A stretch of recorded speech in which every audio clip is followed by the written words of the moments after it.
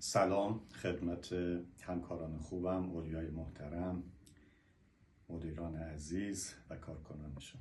یه لیوان آبه.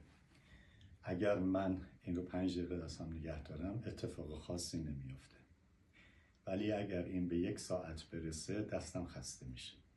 به نظر شما بهترین کار چیه؟ آفرین، بهترین کار اینه که لیوان آبو بذارم زمین. برای ما هر روز اتفاقات ناخوشایند میفته، روح و روان ما رو آزار میده. مهم اینه که اونو مدت زمان زیادی با خودمون حمل نکنیم، اونو زمین بذاریم و ازش عبور کنیم.